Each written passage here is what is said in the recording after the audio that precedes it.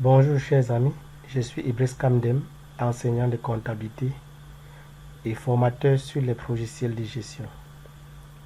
Aujourd'hui, je vais vous parler de l'affectation du résultat. Je vais commencer par définir la notion d'affectation du résultat. Ensuite, je vais vous parler de l'ensemble des éléments constitutifs relatifs à l'affectation du résultat. Je vais également vous montrer comment comptabiliser les écritures relatives à l'affectation du résultat. Et ensuite, je vais procéder à un cas pratique ainsi qu'à sa correction. Bien, chers amis, vous savez que l'entreprise réalise des opérations génératrices des charges et des produits qui permettent d'obtenir en fin d'année un résultat net de l'exercice. Ce résultat net peut être négatif, là on doit parler de perte. Au cas où c'est positif, on doit parler de bénéfices. C'est la raison pour laquelle je parle d'affectation du résultat et non d'affectation du bénéfice. Parce que le résultat n'est pas forcément un bénéfice. Bien. Le résultat dont je parle, chers amis, il s'agit du résultat net d'impôt sur les sociétés. Et on parle des résultats nets d'impôt sur les sociétés généralement dans les sociétés anonymes, les sociétés à responsabilité limitée, ainsi de suite. Dans les entreprises individuelles, le bénéfice appartient au seul exploitant propriétaire, tout comme il supporte seul les pertes. Dans les entreprises pluripersonnelles, la présence des associés ou des actionnaires pose le problème de répartition du résultat. C'est cette répartition de résultats qui constituera les points focaux de cette vidéo, chers amis. Et ce, jusqu'aux écritures comptables et leur incidence dans les capitaux propres. Bien, ceci étant, chers amis, je peux donc définir l'affectation du résultat comme étant l'opération qui consiste à choisir la destination des résultats. Elle a pour source les lois, les statuts et parfois les objectifs de gestion. La décision de répartition du résultat est prise par l'Assemblée générale des associés ou bien des associés dans les sociétés à responsabilité limitée, ou bien elle peut être prise par le conseil d'administration ou bien par l'administrateur général, qui doivent élaborer un projet d'affectation du résultat dans le respect des dispositions légales et statuées. Cette décision est prise dans un délai de 6 mois à compter de la clôture de l'exercice. Au Cameroun et dans l'espace OADA notamment, je pense, sauf erreur de ma part, que cette décision d'affectation du résultat doit être prise dans un délai de 6 mois à compter de la clôture de l'exercice. Bien. Donc voilà un peu grosso modo en ce qui concerne l'introduction et la définition de l'affectation du résultat. Bien, chers amis, je vais maintenant vous parler des éléments constitutifs de l'affectation du résultat. Il s'agit en fait de vous montrer comment le résultat de l'exercice antérieur devra être réparti durant l'année en cours. C'est de ça qu'il s'agit. Donc il s'agit en fait de vous montrer les différentes destinations du résultat de l'année antérieure. Lorsqu'on procède à l'affectation du résultat, comment ce résultat est-il réparti? Est-ce qu'il doit être donné en intégralité aux associés ou bien est-ce que ce résultat doit être incorporé en totalité dans les capitaux propres afin de faciliter l'autofinancement de la société, ou bien est-ce que ce résultat doit être, une partie de ce résultat doit être affectée aux réserves et d'autres attribués aux associés. Donc c'est de ça qu'il s'agit, chers amis. Donc les différentes destinations du résultat sont, chers amis, lorsqu'on procède à la répartition du résultat proprement dit, au cas où c'est un bénéfice, une partie de ces résultats ira en réserve, c'est-à-dire dans les capitaux propres, afin de permettre ou de faciliter l'autofinancement de la société. Une partie de ces résultats, chers amis, doit être distribuée aux associés ou bien aux actionnaires. Et c'est ça qu'on appelle dividende. Vous voyez un peu. Maintenant, en ce qui concerne les réserves, ces réserves sont constituées en plusieurs catégories. On a par exemple la réserve légale, on a la réserve statuaire, on a les réserves contractuelles, on a les réserves réglementées, les réserves facultatives et bien d'autres types de réserves. Et en ce qui concerne les dividendes proprement dits, chers amis, nous avons ces dividendes sont constitués en fait de deux types. On a le premier dividende encore appelé intérêt statutaire et on a le super dividende encore appelé deuxième dividende. Je vais donc éplucher tour à tour la quintessence de chacun de ces éléments. Bien évidemment, chers amis, la fraction du résultat qui n'a pas été incorporée en réserve et qui n'a pas été distribuée, elle peut être positive ou négative. Lorsqu'elle est positive, on parle de report à nouveau créditeur. C'est en fait la fraction du bénéfice de l'exercice qui n'a pas été distribuée et qui sera redistribuée lors des prochains bénéfices ou bien lors des bénéfices futurs. Et le report à nouveau débiteur, c'est la perte de l'exercice qui sera reportée ou bien qui sera incorporée dans les futurs bénéfices. Bien, je vais donc expliquer cas par cas ou bien vous définir cas par cas les différentes réserves. Je vais commencer par la réserve légale. Bien. Les réserves, comme j'ai dit d'entrée de jeu, c'est la partie du résultat à conserver durablement dans l'entreprise, soit en application des dispositions légales ou statutaires, soit jusqu'à la décision contraire des personnes compétentes. Les réserves ont pour but de faciliter l'autofinancement de l'entreprise. On distingue la réserve légale. C'est un prélèvement effectué sur les bénéfices diminués des pertes antérieures en vue de constituer pour les sociétés un fonds de réserve en application des dispositions légales en cette matière. La réserve légale est un additif au capital pour augmenter la garantie des créanciers de la société. Sa dotation annuelle est de 10% du bénéfice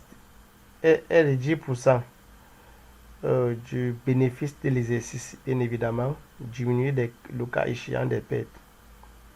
Ça veut dire quoi, chers amis? Ça veut dire que lorsque vous voulez calculer le montant de la réserve légale, vous devez appliquer 10% sur le montant du bénéfice net.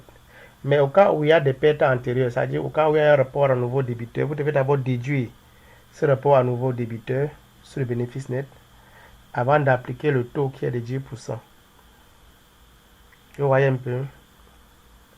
Bien, et vous devez savoir que la dotation de la réserve légale est obligatoire et elle cesse de l'être lorsque son montant cumulé atteint un certain pourcentage du capital social à la fin de l'exercice concerné.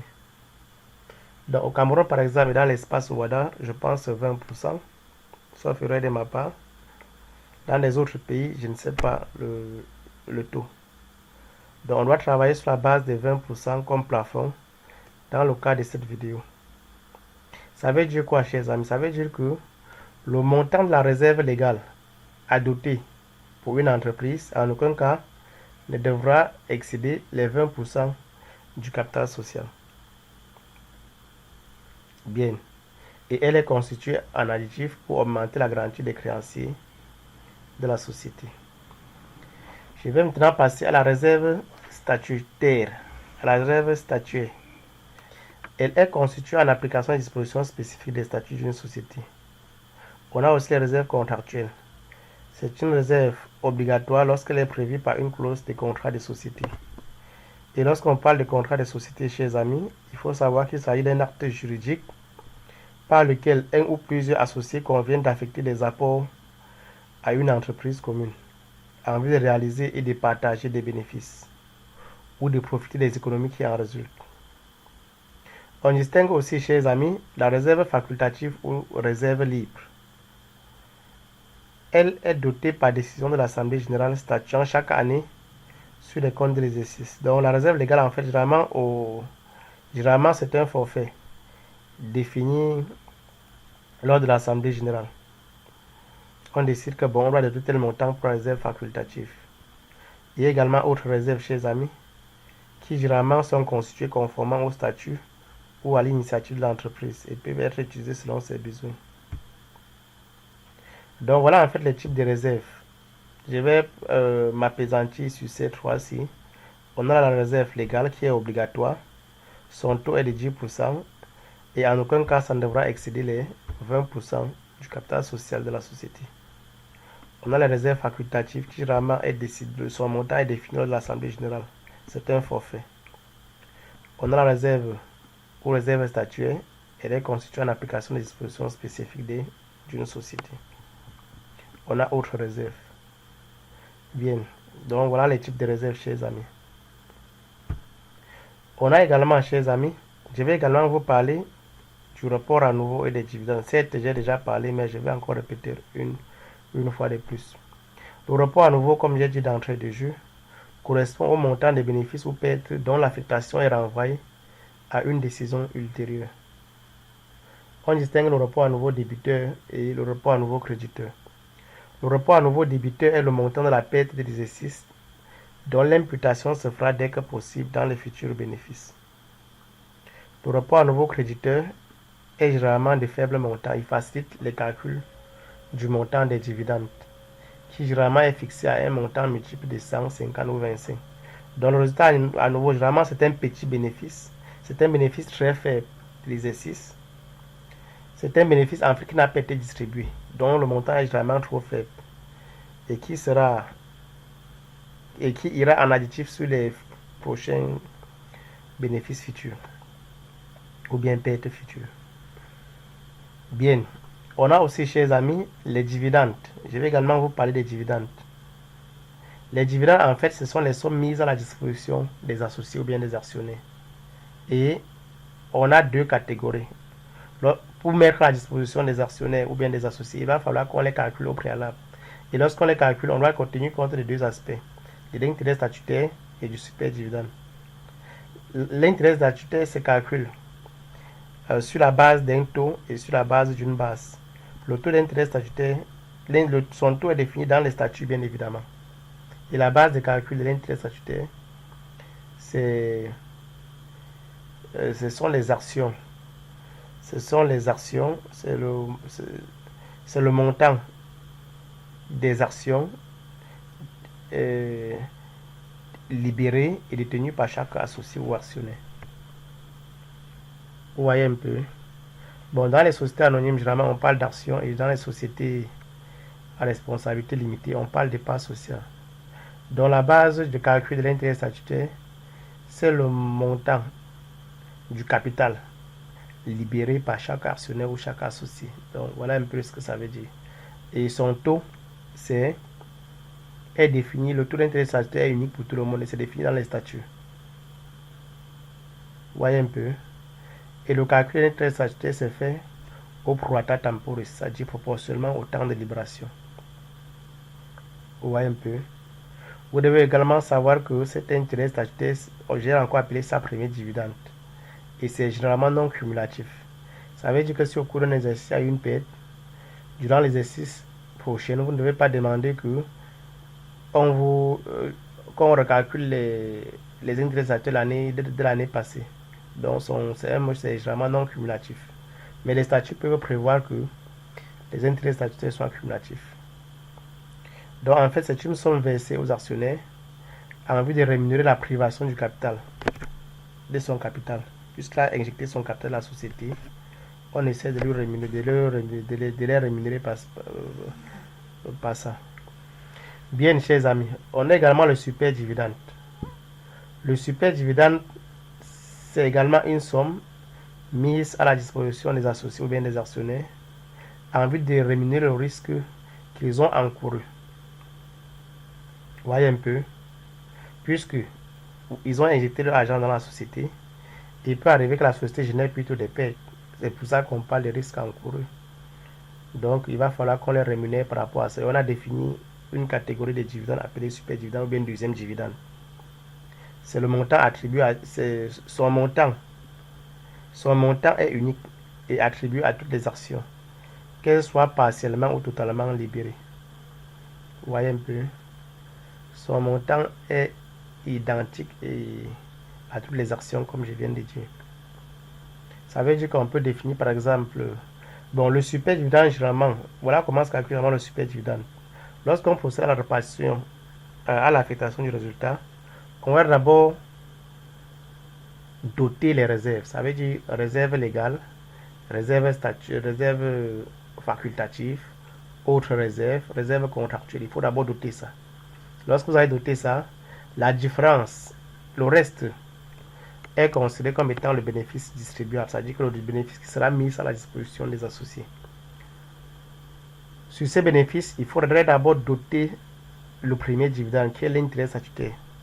Maintenant, lorsque vous dotez l'intérêt statutaire, généralement le reste, c'est-à-dire la différence entre le bénéfice distribuable et les dividendes et l'intérêt statutaire, généralement cette différence, c'est ça qui constitue le super dividende. Mais étant donné qu'on ne peut pas donner des repas, généralement on veut donner des sommes, des entiers quoi. On veut donner des montants entiers aux actionnaires. Ça veut dire par exemple que, bref, j'ai dit d'entrée de jeu, si vous vous souvenez bien, que le super dividende, généralement, on souhaite qu'il soit un multiple de 100 ou bien de 50. Vous voyez un peu. Donc lorsqu'on fait la différence entre le bénéfice distribuable et l'intérêt statutaire, le reste généralement constitue le super dividende. Vous pouvez retenir comme ça. Vous voyez un peu. C'est ça. Donc le super dividende rémunère le risque encouru par l'actionnaire. C'est le montant attribué à toutes les actions, qu'elles soient partiellement qu'elles soient partiellement totalement libérées. Ce montant est identique à toutes les actions. Bien. Maintenant, la somme qui devra en principe, chers amis, être versée aux actionnaires, en vue d'être versée aux actionnaires, c'est en fait la somme constituée de l'intérêt statutaire et du super dividende. C'est ça qui doit être versé à chaque actionnaire. Mais en versant à chaque actionnaire, on doit retenir la source qu'on appelle,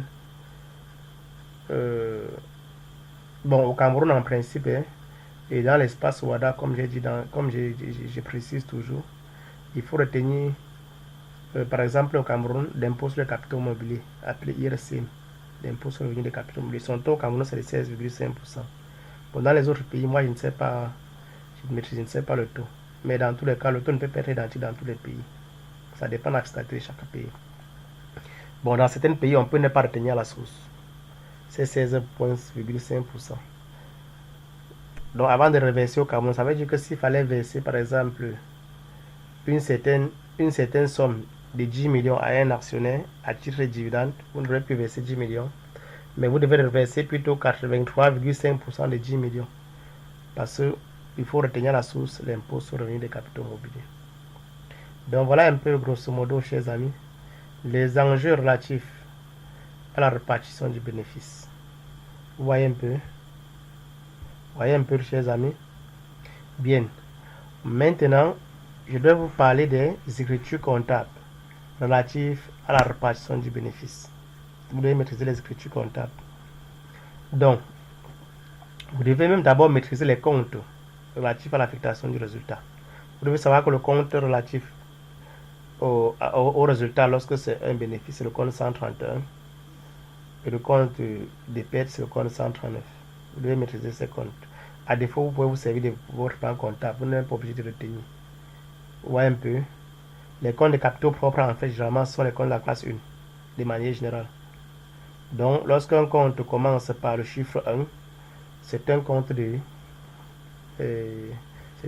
appartenant aux capitaux propres. Bien.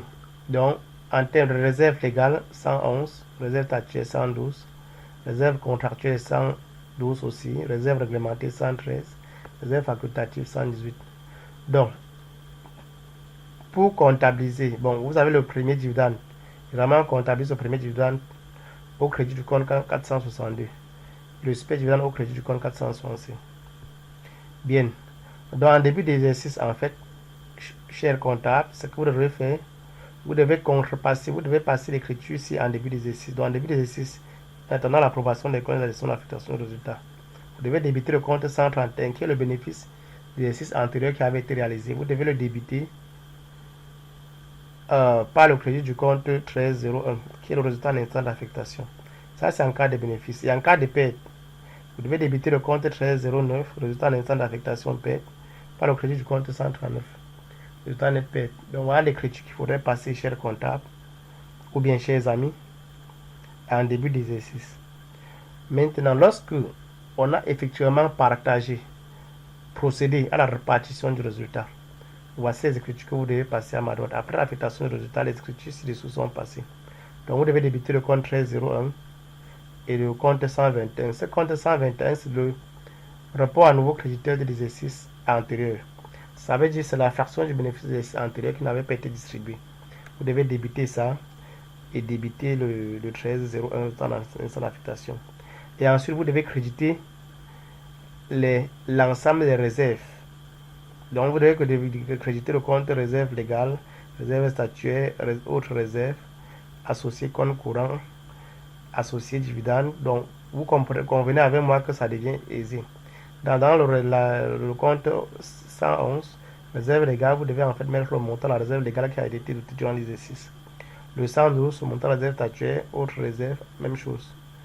Donc, associé compte courant, dans le compte 46.2, vous devez mettre en fait le montant qui a été prévu à titre des premiers dividendes. Et dans le 46.5, vous devez mettre le montant qui avait été au crédit, le montant qui avait été prévu à titre des super dividendes. Vous voyez un peu. Bon, il y a aussi le compte 44.7, état impôt retenir la source. Là, ça va être le montant de l'impôt à déduire sur les dividendes des associés.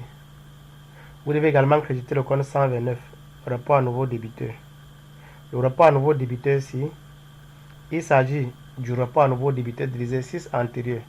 Donc si au courant de l'exercice antérieur on avait eu plutôt, ou bien si dans la balance figure plutôt un rapport à nouveau débiteur, vous devez le créditer. Vous voyez un peu, vous devez le créditer. Et ensuite, chers amis, vous devez créditer le compte 121, le rapport à nouveau de l'exercice. Donc voilà en fait l'écriture à passer lors de l'affectation du résultat. Maintenant, ça c'est l'écriture. Je peux considérer ça comme l'écriture des constats en d'autres termes. Maintenant, après, il faudrait passer l'écriture des paiements. Hein. Ça dit des paiements des dividendes et du paiement des impôts. Donc voilà un peu grosso modo les écritures relatives à l'affectation du résultat, chers amis. C'est pas compliqué. Je vais maintenant passer à un cas pratique que voici. Cas pratique. On extrait les comptes suivants de la balance des comptes de la société Omega SARL au 31 décembre N-1. Donc voici la balance des comptes d'une société de l'exercice antérieur. Le capital social s'élève à 40 millions. La réserve légale s'élève à 3 millions 9 800. La réserve statuaire s'élève à 4 187 375. Le rapport à nouveau créditeur s'élève à 19 405. Et le résultat net s'élève à 21 689 505. Donc, ça, c'est l'extrait d'une balance des comptes de l'exercice antérieur de la société Omega. Donc, on dit l'Assemblée générale prévoit doter une réserve facultative de 4 526 000. De 4 526 000. Donc, voilà le montant de réserve facultative. Je vous ai dit d'entrée de jeu que c'était un forfait défini par l'Assemblée générale ou bien le conseil d'administration. Maintenant, les statuts prévoient la dotation de la réserve légale au taux de 10% et d'intérêt statutaire au taux de 6%. Donc, voilà le taux d'intérêt statutaire, son taux est de 6%. Et vous avez dit quoi? Le taux d'intérêt statutaire permet en fait de calculer le montant des dividendes, notamment le premier dividende. Et le reste servira de super dividende. Le reste est partagé entre les associés à titre de super dividende et éventuellement reporté à nouveau. Donc voilà en fait un petit exercice, chers amis. On dit que le capital est divisé en 4000 parts. Donc Camden détient 2600 parts et Tala 4400 parts. Présentez le tableau d'affectation du résultat et passons toutes les écritures afférentes au 15 avril. Bien. Voilà un petit exercice, chers amis. C'est un petit exercice vraiment. Donc ce qu'il y a lieu à faire, on demande de présenter le tableau d'affectation du résultat et dit décomptabiliser. Donc, vous devez en fait, le problème c'est quoi? Il s'agit en fait de, voilà le bénéfice de ces 21 550. Il s'agit de repartir ces bénéfices. Quel est le montant qui ira sur ce montant en fait? On aura combien en termes de réserves légales? On aura combien en termes de réserves statutaires? On aura combien en termes de réserves facultatives? On aura combien en termes de premier dividende? On aura combien en termes de super dividende? Un peu, c'est de ça qu'il s'agit, chers amis, dans cet exercice. Ouais, un peu. Bon, voilà comment j'ai procédé. Hein. J'ai dit le bénéfice à affecter, c'est 21 millions 689 550. Le report à nouveau créditeur, ça veut dire que le bénéfice de l'exercice antérieur qui n'avait pas été distribué, là, je reporte 19 405. Maintenant, j'ai le total qui est de 21 708 955. La réserve légale, je calcule le montant de la réserve légale à 10%. Je calcule ça sur le montant. C'est 10%, chers amis. C'est 10% fois 10%. Donc, c'est 10% du bénéfice net. 10% du bénéfice net donne 2 168 955. Voici le montant de la réserve légale. Mais vous devez également vérifier qu'en cumulant ça sur l'ancienne réserve légale, qui est de 3 9 800, vous devez vérifier qu'en cumulant ça, que ça n'excède pas les 20% du capital social. Vous devez vérifier. Je pense que ça n'excède pas. Donc, voilà la réserve légale qui a été dotée. Maintenant, la réserve facultative, c'est un forfait qui est défini par l'Assemblée générale ou bien le conseil d'administration ou bien l'administrateur général ou bien le conseil d'administration en fait. Donc voilà le forfait, 4 526 000. Maintenant, la différence entre le bénéfice net et le report à nouveau créditeur antérieur. Donc en fait, pardon, la différence, vous devez additionner le bénéfice net au report à nouveau créditeur antérieur. C'est que ça donne 21 708 955. À ça, vous devez trancher l'ensemble des réserves qui ont été dotées. Dans le cas de ces exercices, on a doté juste la réserve légale et la réserve facultative. Donc la différence nous donne 15 millions. Donc 21 708 955. Moins la réserve légale que voici, moins la réserve facultative nous donne 15 114 000. C'est ça qui constitue le bénéfice distribuable. Et ce bénéfice distribuable, une partie, on doit procéder, ce bénéfice distribuable, on doit retrancher à ça les dividendes. Donc, ces dividendes sont conçus d'une part des intérêts statutaires et d'autre part des super dividendes. Donc, on va d'abord calculer l'intérêt statutaire pour chaque associé. On a juste 2 associés. On doit appliquer les 6%. On a dit quand même à 2600 actions. 2600 fois 6% fois le nombre fois la valeur nominale. C'est ça l'intérêt statutaire pour M. Kamdem. Et l'intérêt statutaire pour M. Tala, où il a mis 400 actions, fait 1400 fois 6% fois 10 000. Ça va 840 000 francs. Maintenant, la différence entre le bénéfice distribuable et la totalité des intérêts statutaires nous donne un reste de 12 614 000. Maintenant, c'est ça qui constitue en fait du super dividende. Super dividende. Bon, mais pour avoir le super dividende proprement dit, qu'est-ce qu'il faut faire? Il faut diviser les 12 614 là. C'est 12 614. Hein. C'est 12 614. Sauf si j'ai mal calculé. Divisé par 4000, ça va donner 3153,5. Attendez, je vais un peu reprendre mon calcul. 12 614 000 divisé par 4 000 donne 3 153, nous donne 3153,5. On va arrondir ça à un multiple de 10, donc 3150. Lorsqu'on prend 3150 comme le super dividende unitaire, M. Kamdem a mis 400, M. Tala a mis 400 actions. Donc ça fait un total de 4 millions. 4 millions, hein, 410 000. Je dois que c'est 4 410 000. Bien. Ça donne 4 410 000. 410 000. Et on a Monsieur Camden qui a 2600 actions fois 3150. Ça donne 8 millions 190 000. 190 000. Donc, voilà le montant. Voilà le montant du super dividende pour chaque associé. Maintenant, la différence entre 12 614 000 et le total des super dividendes nous donne un reste. De 14 000. C'est ça qui constitue le report à nouveau créditeur. Voyez un peu, donc voilà les calculs. On a le montant de chaque réserve, de chaque dividende, de chaque type de dividende. Maintenant, il ne reste plus qu'à procéder au calcul, aux écritures chez les amis. En début d'exercice, comme j'ai dit, vous devez débiter le 131 par le crédit du 13,01. Vous devez mettre le montant du bénéfice net. Et lorsque le résultat est effectivement reparti, voilà les écritures, les mêmes écritures dont je vous ai préalablement montré. Vous voyez un peu, donc 13,01 vous débitez, le 121 vous débitez du montant du report à nouveau créditeur de l'exercice antérieur. Le 111 vous créditez de la dotation en réserve légale. Le 118 autres réserves. Autre réserve, c'est qu'est-ce que j'ai mis? J'ai mis en fait le montant de la réserve facultative. Dans 462, je mets le montant de l'intérêt statutaire, le montant total des intérêts statutaires. Dans 466, je mets le montant total du super dividende. Au crédit du 121, et je mets le report à nouveau créditaire de l'exercice. Donc voilà un peu, voilà un peu ça, chers amis. Bien.